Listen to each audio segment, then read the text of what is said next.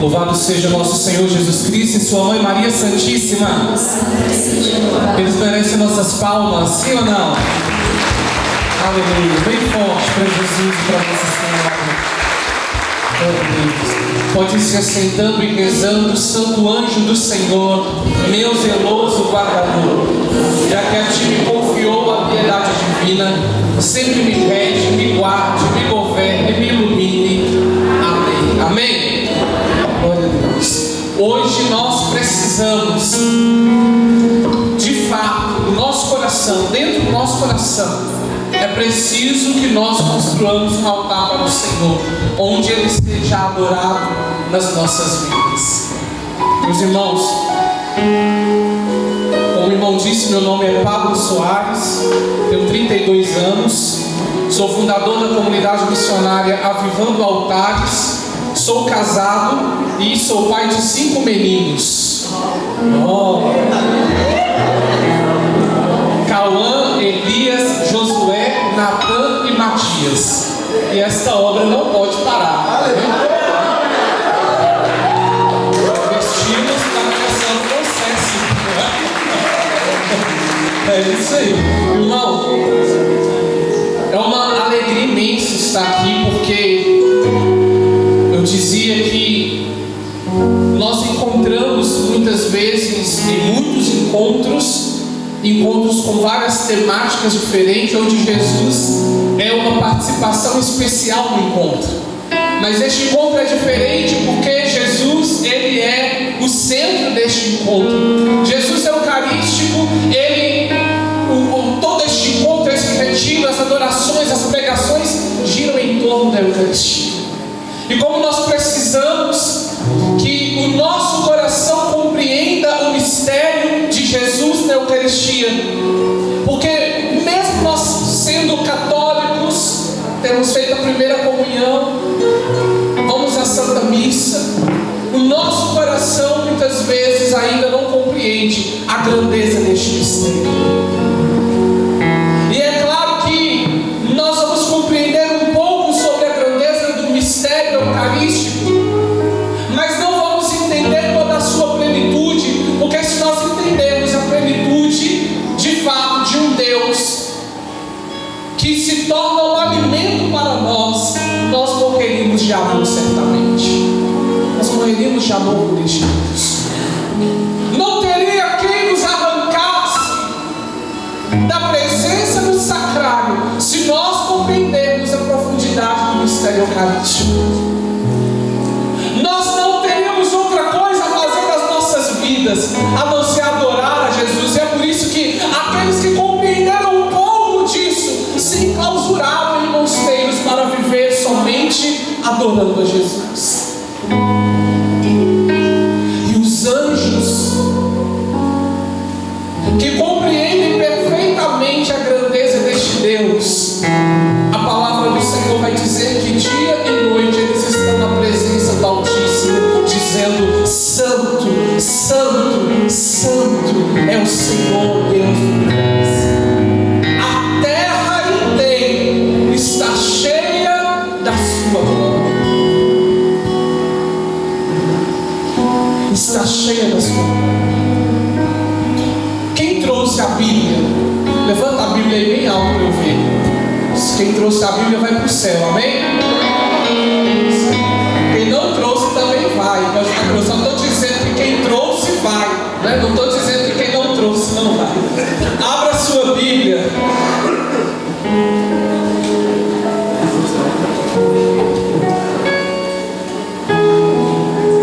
No Evangelho de São João,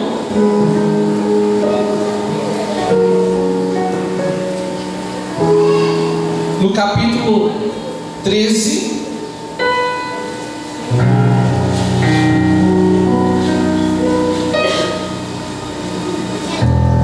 no versículo 21.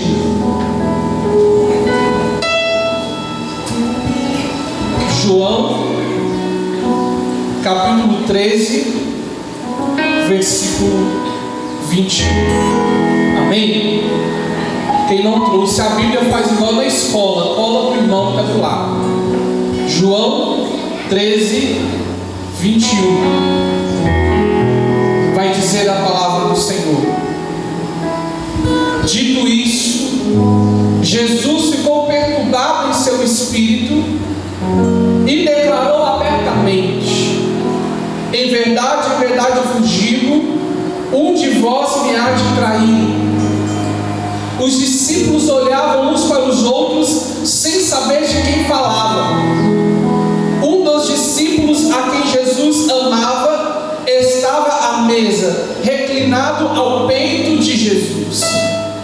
Simão Pedro acenou-lhe para dizer: dize-nos, de quem é que ele fala? Reclinando-se este mesmo discípulo sobre o peito de Jesus, interrogou: Senhor, quem é? Jesus respondeu: é aquele a quem eu der o pão e bebido. Em seguida molhou o pão e deu a Judas, filho de Simão Iscariotes. Logo que ele o engoliu, Satanás entrou nele. Jesus disse: então, o que queres fazer, fazei depressa. Mas ninguém dos que estavam à mesa soube por que motivo lhe disseram. Pois, como Judas tinha a bolsa, pensavam alguns que Jesus lhe falava: compra aquilo de que temos necessidade para a festa, ou dá alguma coisa aos pobres. Tendo Judas recebido o bocado de pão, apressou-se em sair, e era noite. Palavra da salvação. Aplauda a poderosa palavra de Deus.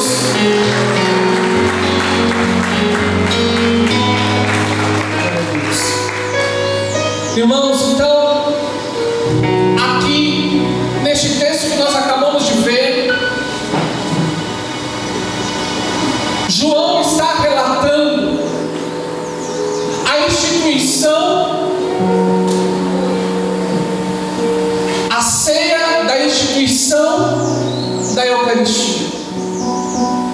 Foi nesta mesma ceia, reunido com seus discípulos, que Jesus, pela primeira vez, ele vai tomar nas suas mãos o pão, ele vai tomar nas suas mãos o cálice, e ele vai pronunciar as palavras que nós, a igreja militante nessa terra, em torno dessa palavra nós vamos nos reunir e vamos ouvir essa palavra sendo repetida até o dia que Jesus voltar.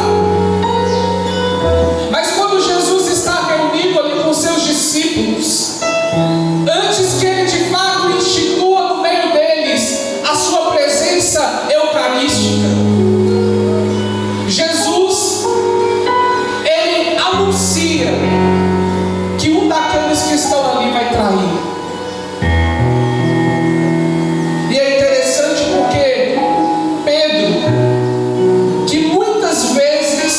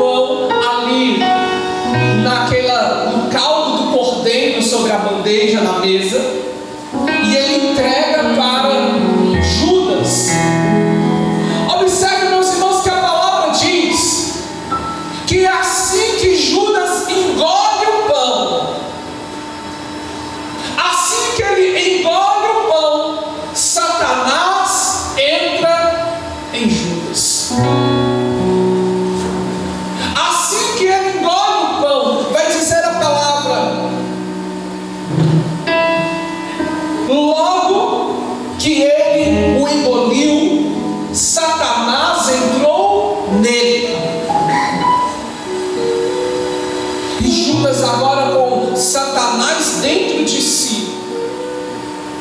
Jesus fala agora não para Judas, mas para a inclinação que Satanás encontrou no coração dele. O que você tem para fazer, faça depressa. Judas se levanta, sai da ceia. E aí nós sabemos que Judas vai vender Jesus por 30 moedas de prata. E aí, meus irmãos, depois que Judas sai, Jesus vai instituir a Eucaristia. Enquanto Jesus anunciava a sua paixão, enquanto Jesus anunciava que ia partir para o Pai, o coração dos discípulos se angustiava. Lá no capítulo 14 nós vamos ver que Jesus vai dizer para os discípulos assim: não fique perturbado o vosso coração, mas creia em Deus, creia também em mim. O coração deles estava perturbado porque eles viam que o mestre estava se despedindo dele, que o mestre estava partindo, que eles não iam ter mais a presença e a companhia do mestre. E com o coração perturbado dos discípulos, com este coração que estava perturbado e com o coração de Jesus angustiado, uma angústia de morte, é que Jesus toma nas suas mãos o pão, é que Jesus toma nas suas mãos o vinho, com o seu coração angustiado até a morte, com o coração dos seus discípulos perturbados pela ausência do Mestre. Quando Jesus levanta aquele pão, a palavra diz que Jesus abençoa aquele pão e dá graças ao Pai. Mas com certeza o olhar de Jesus dizia para o Pai: Pai, deixa eu ficar. Pai, deixa eu ficar com eles. Pai, deixa eu ficar aqui. Porque o olhar deles era de perturbação, de abandono, de angústia. O coração de Jesus era angustiado de morte, mas naquele momento ele pede ao Pai: deixa eu ficar. E ali, meus irmãos, Jesus fica. E ele fica no sacramento da Eucaristia, de modo que ele pode dizer para os seus discípulos assim: eu estou convosco todos os dias, até o final dos tempos. Eu estarei convosco todos os dias, até o final dos tempos. Como que Jesus está conosco todos os dias, meus irmãos? Na Eucaristia. Todos os dias Jesus está no sacrário. Todos os dias Jesus está sobre o altar da Santa Missa. Todos os dias o sacrifício do Calvário se atualiza no altar da Santa Missa. Todos os dias, quando nós vamos à Santa Missa, Jesus está cumprindo a sua promessa: eu estou convosco todos os dias até o final dos tempos. Eu estarei convosco hoje, amanhã e até o dia que vocês virem o Filho do Homem voltar nas nuvens. Ele permanece conosco e permanece na Eucaristia e permanece no sacrário. E aí, meus irmãos, se a cruz é a prova que Jesus nos amou, a Eucaristia é a prova que Ele continua nos amando. Se a entrega da cruz era um ato de amor de Jesus para dizer o preço que Ele estava disposto a pagar pelas nossas vidas, a Eucaristia diz para nós que Ele continua disposto a pagar este mesmo preço.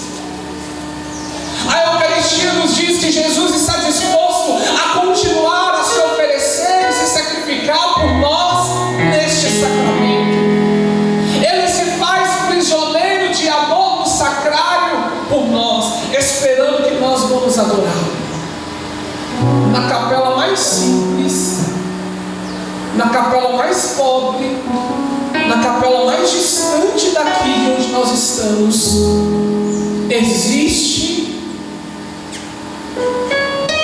um Deus prisioneiro, apaixonado, com o seu coração angustiado de amor. Angustiado de amor. A simples palavra de Jesus bastaria para nós crermos nisso, sim ou não? Mas Santa Teresinha diz que quem ama não fica só nas palavras. E Jesus nos amando tanto, tanto, tanto, tantas vezes Ele se manifestou realmente de modo que nós pudéssemos enxergar que Ele de fato está na Eucaristia vivo, vivo na Eucaristia, e que nós ainda comemos do seu corpo, que nós de fato estamos nos alimentando da sua carne, porque Ele vai dizer lá em João, no capítulo 6, no discurso do pão: a minha carne é verdadeiramente comida, o meu sangue é verdadeiramente uma bebida. Quem come da minha carne e bebe do meu sangue permanece em mim e eu permaneço nele. Permanece em mim e eu permaneço nele.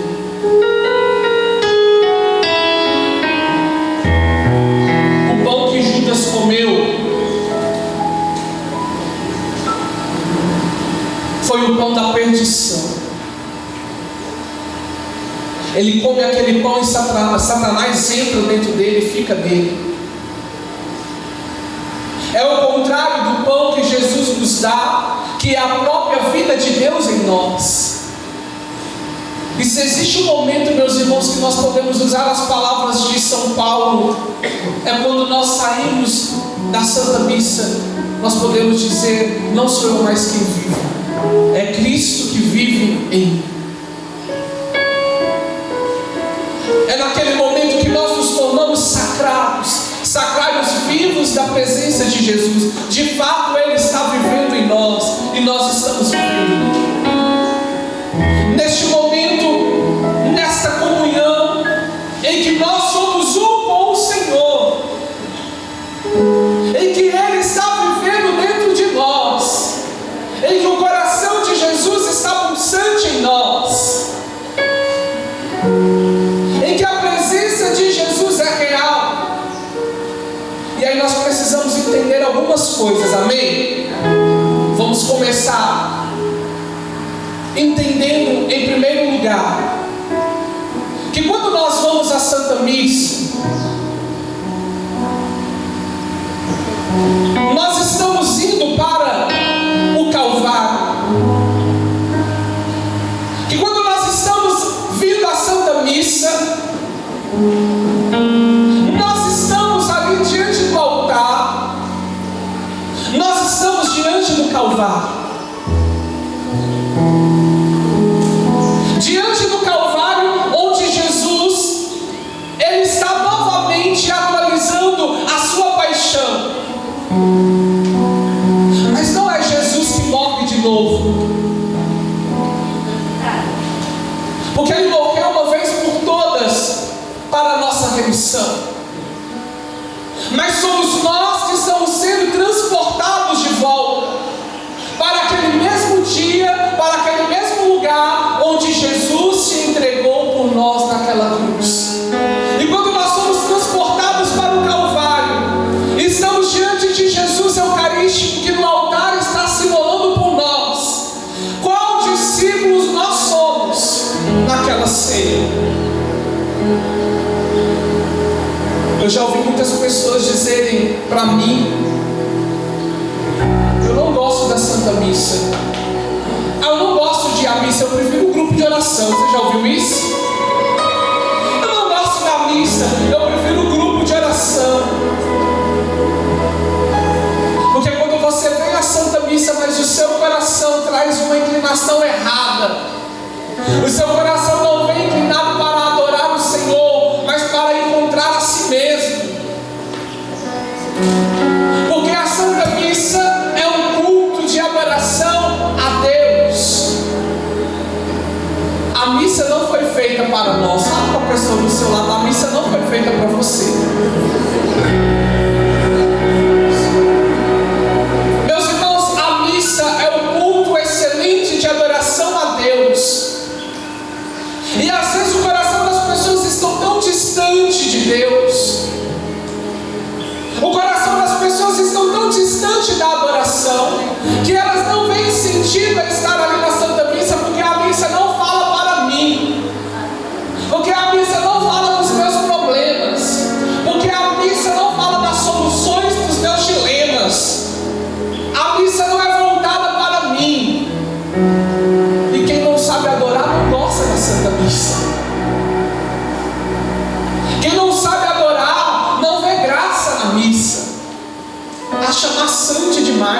cansativo demais, porque é o lugar que nós nos reunimos para dar toda a glória a Ele.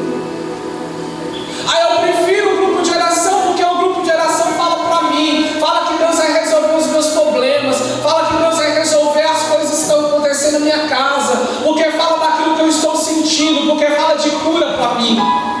Mas a Santa Missa é glória para Ele, é louvor para Ele, é adoração para Ele. E é por isso que durante a Santa Missa muitas pessoas estão desatentas. Durante a Santa Missa muitas pessoas não estão ali de fato, estão apenas o corpo presente. É a missa de corpo presente, né? Está apenas de corpo presente. O espírito, a alma não está ligada àquilo que está acontecendo no altar, não compreende aquilo que está acontecendo ali no altar, porque não consegue enxergar com os olhos espirituais, não consegue vislumbrar a mística que envolve todo aquele local onde a missa está acontecendo. Porque, meus irmãos, assim como Jesus esteve andando aqui nessa terra, e muitos não reconheceram a Ele porque Ele estava na aparência de um homem, hoje muitos ainda não reconhecem porque Ele está na aparência de um pão. Ele está na aparência de um pão que muitas vezes algumas pessoas dizem assim: quando eu vou adorar o Santíssimo, eu não consigo me concentrar na adoração, eu fico inquieto, os meus pensamentos ficam voando para várias direções, eu não consigo ficar ali olhando para Jesus no ostensório. Alguém já viveu isso aqui, sim ou não?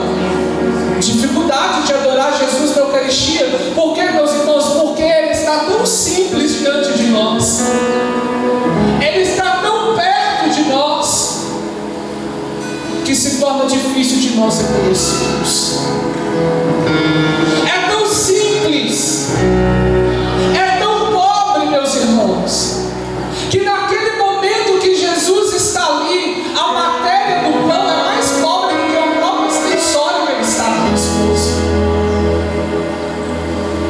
E esta pobreza eucarística não chama a atenção do nosso coração, porque o nosso coração está disposto a adorar um Deus tão simples como Jesus é.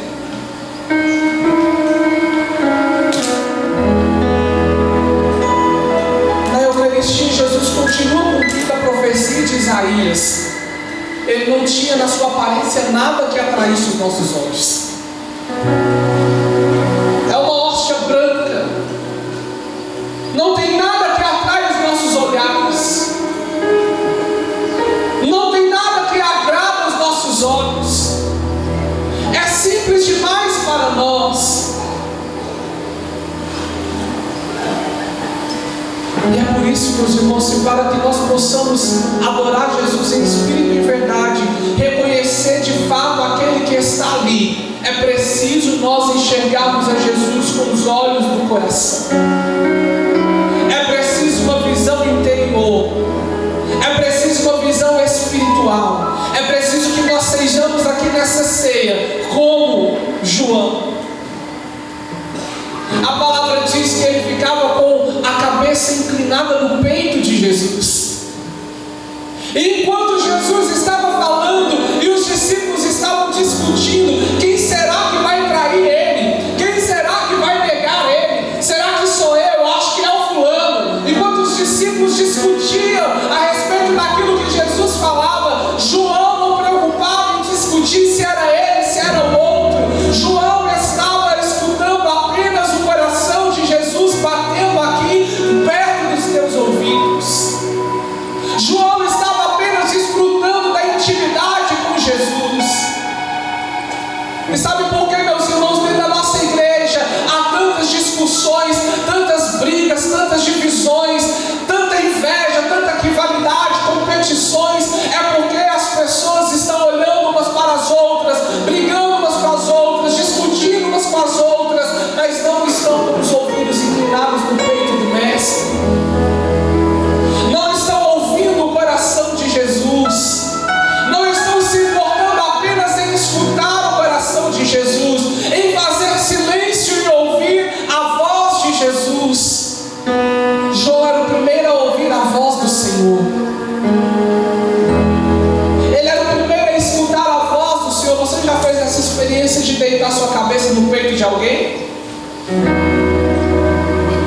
Parece que quando a pessoa fala, você escuta como uma caixa de som, não é?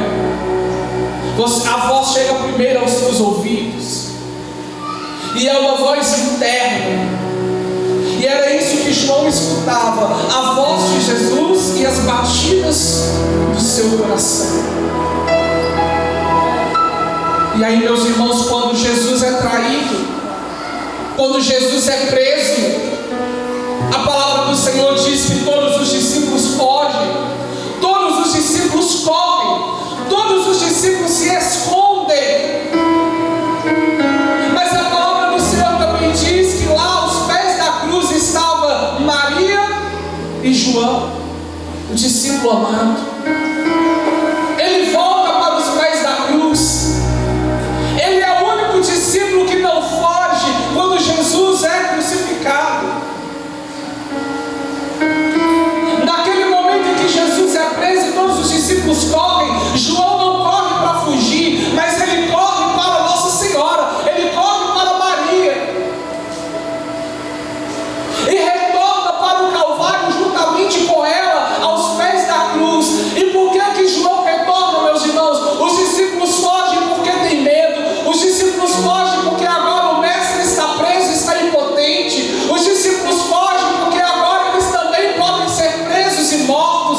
Mas João não foge, João corre para buscar Nossa Senhora, para depois voltar para os pés da cruz. Por quê? Porque quando Jesus é preso e todo mundo sai correndo, João sai correndo, ele sai ouvindo dentro do seu interior as batidas do coração de Jesus. As batidas do coração de Jesus não deixam o coração de João. O coração dele já estava batendo no mesmo compasso do coração do mestre. E ainda que ele tivesse medo, ainda que ele estivesse angustiado, ele precisava retornar para o Calvário. Meus irmãos, só vai permanecer fiel até a morte aqueles que inclinam os ouvidos no peito de Jesus, aqueles que ouvem o coração de Jesus na intimidade. Se nós não buscarmos intimidade com Jesus, se nós não inclinarmos os nossos ouvidos no sacrário, se nós não comungarmos de Jesus, de fato, meus irmãos, gerarmos em nós intimidade com o coração dele, diante das perseguições e das provas nós vamos fugir. Mas aquele que faz comunhão com Jesus Eucarístico não vai fugir, porque o coração de Jesus nos chama a voltar, a voltar, a voltar. A Eucaristia, meus irmãos, não é um objeto. A Eucaristia não é simplesmente um pão. A Eucaristia não é simplesmente uma simbologia. É de fato o Senhor. Jesus está na Eucaristia, sim ou não? Não.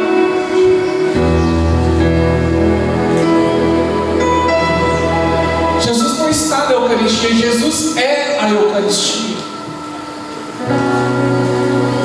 Pergunta para a pessoa que está do seu lado: você sabe a diferença? Fala alto, você sabe a diferença do verbo ser e do verbo estar?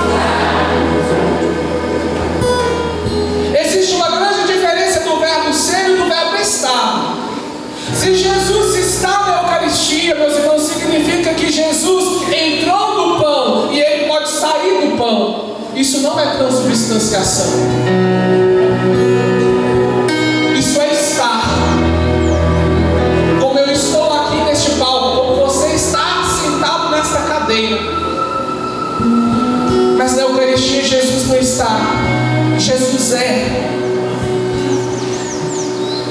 Ele não está presente na Eucaristia. É Ele de fato. Já não é mais pão, já não é mais vinho. É o próprio Jesus que está diante de nós. É o próprio Jesus que você coloca ali na sua boca, o ministro, o sacerdote coloca na tua boca. É o próprio Jesus que está ali presente.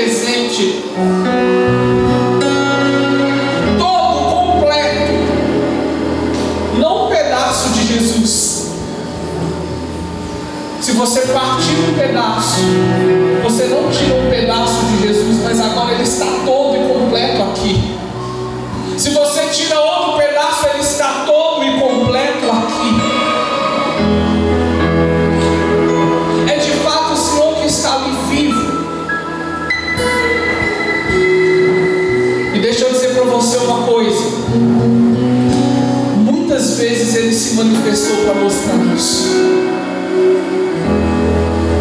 Na Argentina, em 2018, tinha um grupo de peregrinos adorando Jesus numa capela, quando de repente um dos peregrinos olhou para o ostensório e viu que a hóstia estava pulsando como um coração batendo. A hóstia pulsava como um coração que batia. Como um coração que batia.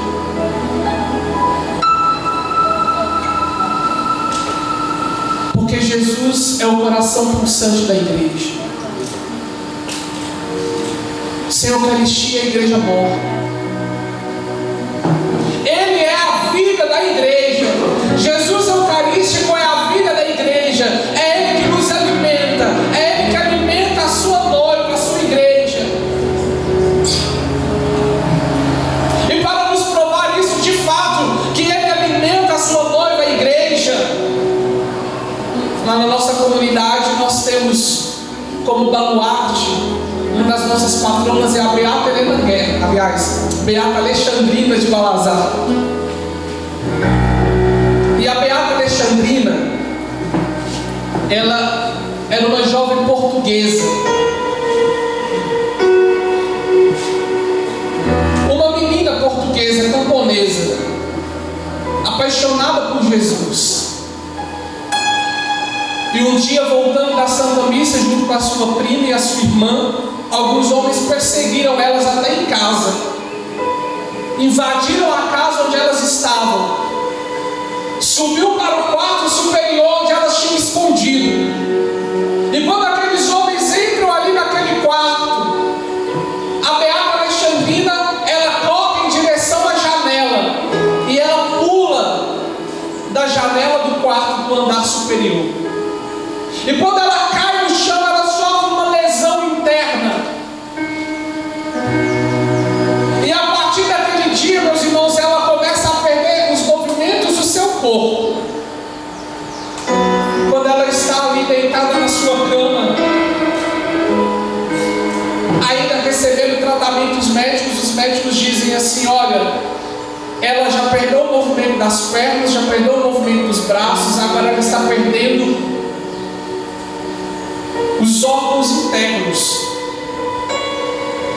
Ela não vai conseguir mais se alimentar e nem beber água, então ela vai morrer de inanição. E aí, meus irmãos, ela diz: já que eu vou morrer, então chame um padre. E aí chamou o padre vai até a casa dela. E quando o padre chega, ela diz: padre, eu vou morrer, mas eu não quero morrer sem receber a Eucaristia, a minha última comunhão.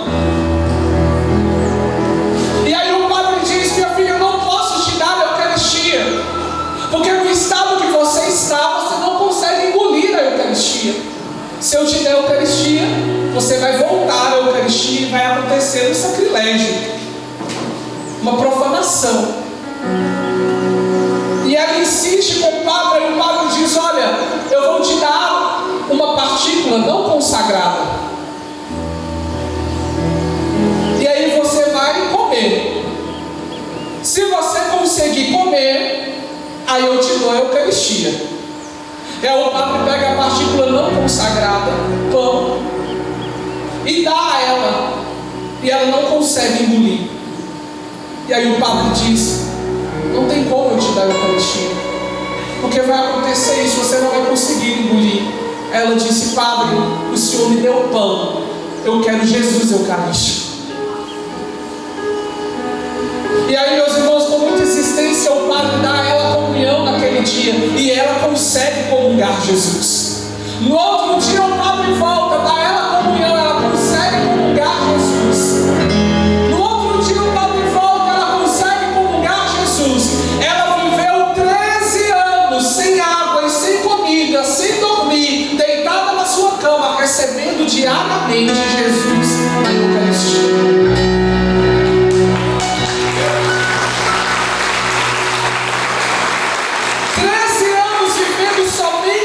Eucaristia. E deitada ali na sua cama, ela suspirava e dizia: Jesus, tu és prisioneiro no sacrário, eu sou prisioneira na minha cama, vamos fazer companhia um para o outro.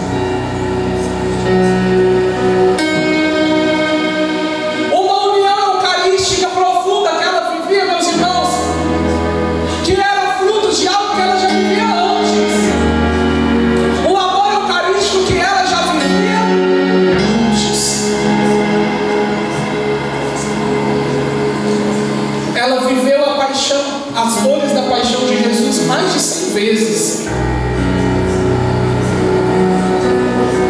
13 anos vivendo sem nenhum alimento, recebendo somente a Eucaristia. Ela não perdia peso, ela não definhava.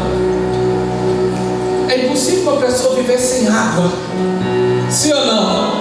É impossível. Mas Jesus diz que Ele é a água viva. Somente de pão. Mas Jesus diz que Ele é o pão vivo, que Ele é o pão da vida, e quem se alimenta dele não morre. E ela é um exemplo disso, de que se de fato nós cremos em Jesus, meus irmãos, nós não morreremos para sempre, mas nós viveremos eternamente. Aquele que recebe Jesus Eucarístico com amor, aquele que sabe que está comungando, quem está recebendo, viverá de Jesus eternamente. E eu quero dizer para você que não pode receber Jesus Eucarístico. Uma vez eu estava pregando, saí da igreja, uma irmã chegou e disse assim, com os olhos cheios de lágrimas: Pablo, foi muito lindo tudo que você disse sobre a Eucaristia, mas eu não posso receber Jesus na Eucaristia, porque eu já fui casada, o homem que eu vivo com ele também já foi casado, nós temos uma segunda união, eu não posso receber Jesus Eucarístico. O que é que você me aconselha? Eu disse para ela: minha irmã, você realmente não pode receber Jesus na Eucaristia. Mas deixa eu dizer para você uma coisa, antes de dizer para você outras coisas. Eu nunca vi alguém que pode receber Jesus na Eucaristia com tanta fé em Jesus Eucarístico como você, que não pode receber Jesus na Eucaristia. Porque não podendo receber Jesus, ela chorava por não poder recebê-lo. Mas eu já vi pessoas que estão casadas certinho na igreja receber Jesus como se estivesse recebendo uma bolacha. E eu disse para ela: quando você estiver na Santa Missa e você vir as pessoas recebendo a comunhão, derrama suas lágrimas diante de Jesus. Confesse diante de Jesus o seu pecado.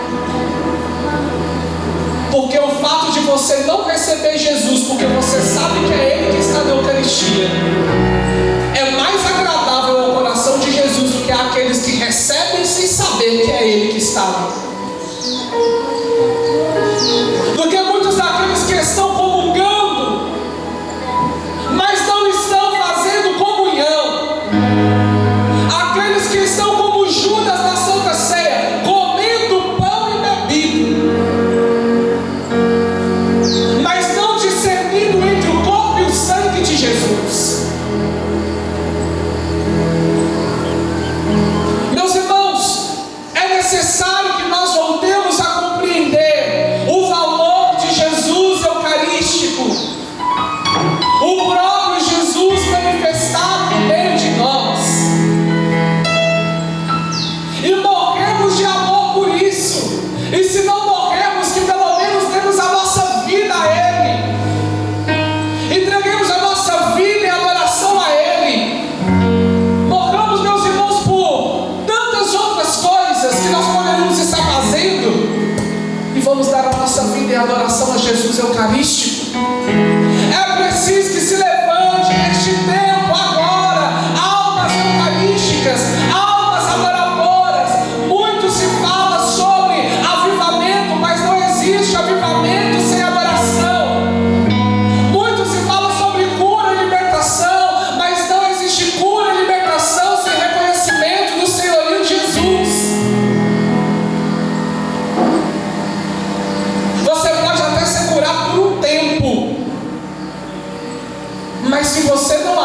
Jesus como seu Senhor, a tua cura foi só física mesmo, e o seu corpo físico vai morrer. Mas aquele que adora Jesus em espírito e verdade, esse de fato foi curado, ainda que não tenha sido curado de doença nenhuma, mas foi curado na sua alma. Este de fato foi curado. Olha para a vida dos santos. Eles morriam enfermos, mas morriam adorando a Jesus. Morriam martirizados, mas morriam adorando a Jesus. Porque não importava, meus irmãos, aquele físico. O que importava era que estavam salvos, porque compreenderam o verdadeiro tesouro, o verdadeiro valor, que é Jesus presente na Eucaristia. Imagina uma coisa, vou contar para vocês brevemente. Imagine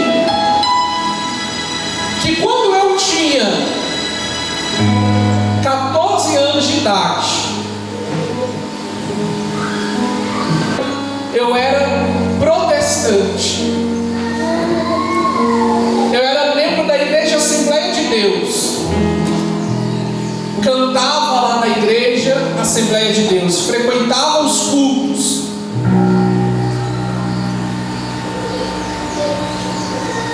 E aí, meus irmãos, eu fui morar com a minha avó. Todos os dias à noite, minha avó apagava as luzes da casa e ela se sentava na sala e ficava contando bolinha, contando bolinha, contando bolinha. E eu dizia assim comigo, né? No meu pensamento eu pensava justamente assim: eu entendi por que eu vim morar com a minha avó, para converter ela. E a minha avó, meus irmãos, muito idosa, todos os dias fazendo ali a oração do Santo Rosário. Eu dizia para minha avó todos os dias, fiel, eu era fiel. Todos os dias eu dizia: vó, a senhora tem que largar essa igreja católica, quebrar essas imagens, parar de comprar essas bolinhas e aceitar Jesus na sua vida. E a minha avó dizia para mim: eu nasci católica e vou morrer católica. Um dia, meus irmãos, um dos filhos da minha avó, o caçula, ele foi assassinado na esquina da casa da minha avó.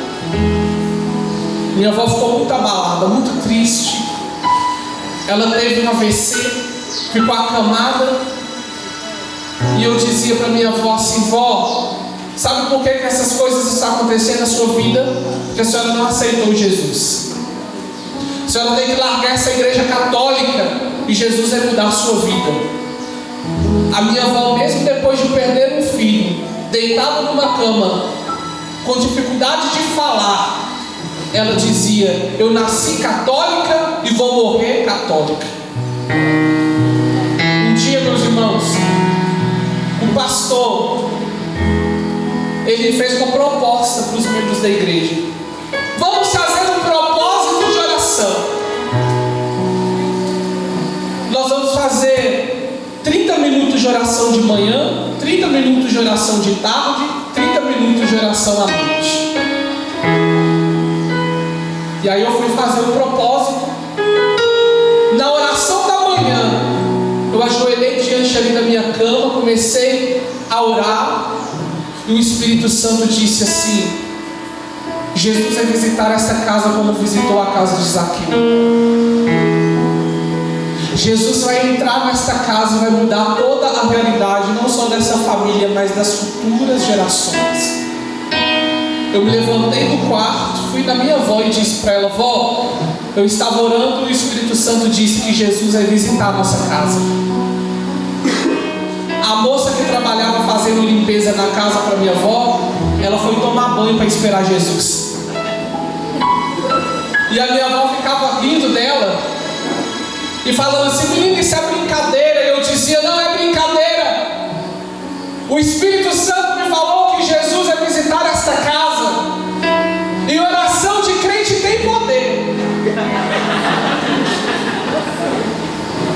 E aí, meus irmãos, quando foi por volta das 15 horas, bateram no portão. E aí a minha avó disse assim: Paulo, vai lá atender. E aí eu passei pela sala. Quando eu passei pela sala, minha avó riu para mim e disse: vai ver, é Jesus. Aí eu disse: a senhora vai ver que é mesmo. Está debochando da oração, e a senhora vai ver que é Jesus mesmo.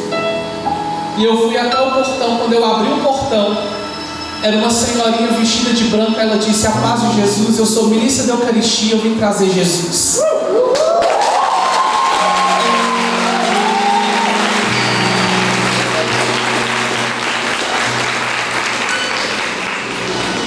A ministra entrou.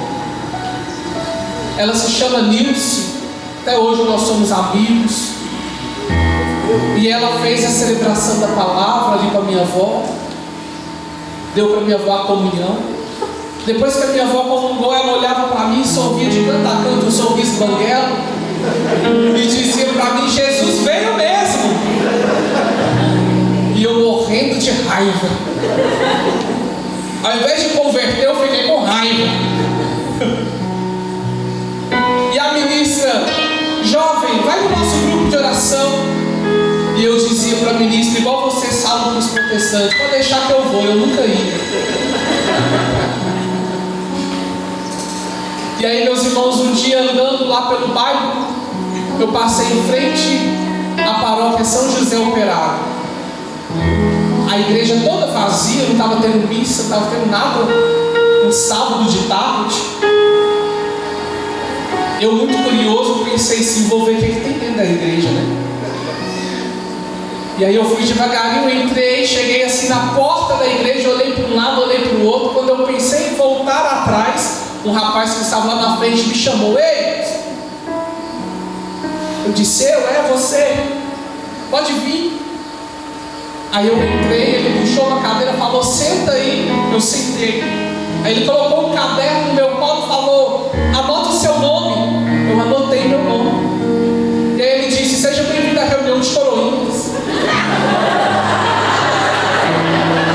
E eu fiquei ali sentado e eu pensava comigo, o tempo inteiro eu ficava pensando: imagina eu levantar aqui e falar: eu não fico na reunião de coroinhas. E eu pensei comigo: eu vou ficar aqui sentado e calado. A hora que acabar eu vou embora e nunca mais eu volto. E foi tendo a reunião de coroinhas e eu não entendia nada do que aquele homem estava falando. Hoje em dia ele é padre, chama Padre Rafael, na época era seminarista. E ele falava e eu não entendia nada do que ele estava falando, só esperando acabar para eu ir embora. Quando chegou no final da reunião, ele disse: gente, como de costume, nós vamos fazer escala para missa de amanhã. Nós vamos escalar dois coroinhas experientes. E apontou para mim e disse: e um novato. E colocou meu nome na escala. E eu mudo ali. Eu fui embora para casa e eu fiquei pensando o que eu ia fazer para dar um calote na igreja. Eu ficava andando de um lado para o outro no meu quarto e pensando o que eu ia fazer para não estar lá no outro dia, o que eu ia arrumar da minha vida. Gente, a minha maior preocupação, sabe qual era? A assinatura no caderno. Eu pensei em alguma multa, algum processo, alguma coisa, né? Porque quando você é protestante, você imagina que a igreja católica, na cabeça do protestante, a igreja católica, ela domina o mundo. Entendeu? Domina o governo, tem toda uma conspiração, né? E eu pensando: meu nome naquele caderno. E aí, eu pensei: eu vou amanhã, eu vou, faço o que tem que ser feito. Aí no final eu agradeço, né? Falo: muito bom, gostei bastante, e nunca mais eu volto. Eu fui na missa no outro dia. No outro dia eu fui na missa, vesti aquela túnica de coroinha. Fiquei junto dos coroinhas. O que eu faço, os coroinhas? Tudo que a gente fizer, você faz. E aí, meus irmãos, entramos na procissão de entrada, né? Eu vestido com aquela túnica. Eu tenho um título que é único, irmão. É o único título que eu tenho. O primeiro coroinha protestante da Igreja Católica. Eu te garanto que eu sou o primeiro coroinha da Assembleia de Deus.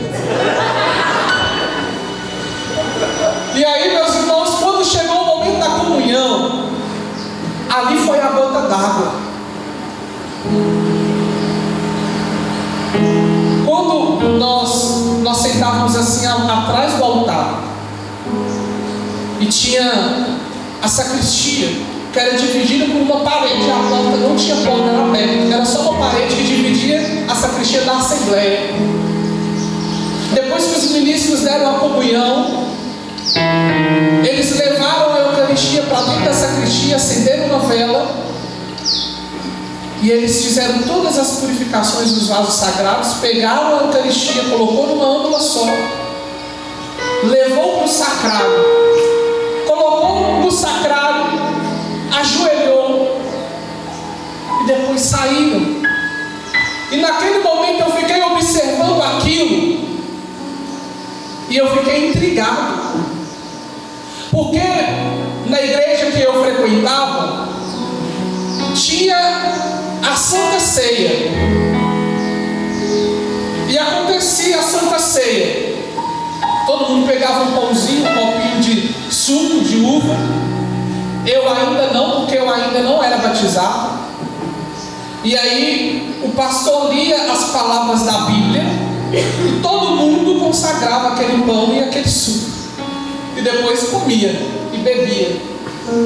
Mas todos os copinhos com o resto do suco e todo o pão ia para o lixo depois do culto. Colocava dentro do saco de lixo. E naquele momento, como diz o ditado, essa foi a pulga atrás da minha orelha.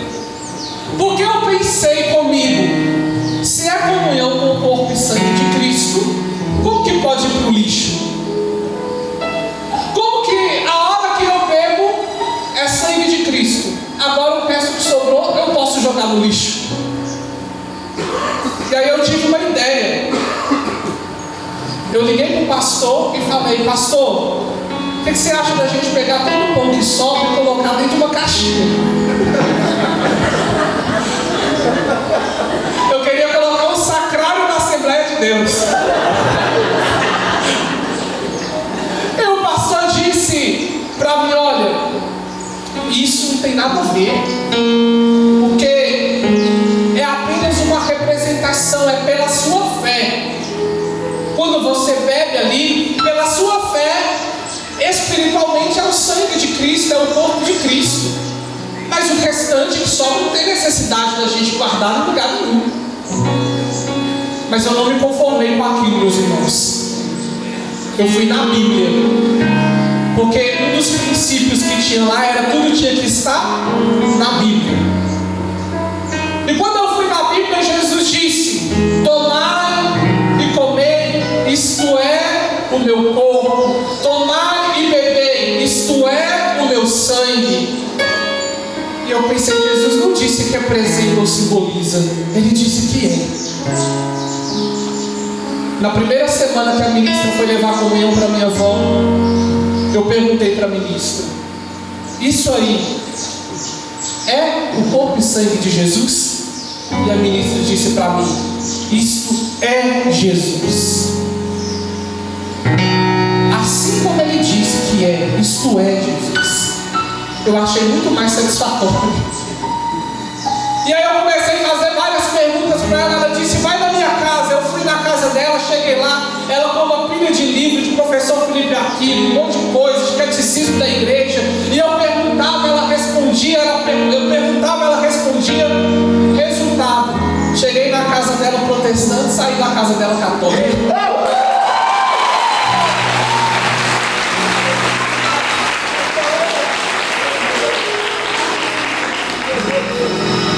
Meus irmãos,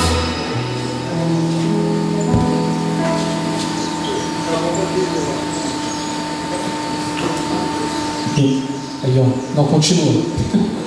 Meus irmãos, fui para o grupo de oração, depois me tornei acólito, depois me consagrei a Nossa Senhora, e por aí foi.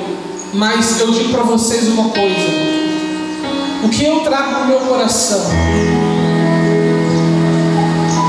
o que mais me choca, é porque Jesus Eucarístico foi me buscar. Ele é vivo, é real, e Ele foi me buscar. Depois vocês podem assistir meu testemunho lá no YouTube da Gospel, o testemunho completo. Vocês vão ver que eu era filho de uma prostituta, viciada em drogas. Não tinha o meu pai. Fui parar na Assembleia de Deus porque, sentado na porta da minha casa com 7 anos de idade, eu pedia que Deus tirasse a minha vida. Eu queria me matar. Mas Jesus me levou até ali na casa da minha avó, e Ele, na sua presença eucarística, foi me buscar. Ele foi me buscar para que eu me tornasse um verdadeiro adorador, em espírito e em verdade. É esse Jesus que nós adoramos, é este Jesus que nós comungamos, é este Jesus que vai estar sobre este altar para que nós possamos adorá-lo em espírito e verdade, com todo o nosso ser, com toda a nossa alma, com todo o nosso coração. Este Jesus que alimentou por 13 anos a Beata Alexandrina. Depois vocês podem pesquisar aqui em Minas Gerais, na cidade de Rio Pomba, uma mulher que viveu mais de 40 anos se alimentando somente de Jesus Eucarístico. Este mesmo Jesus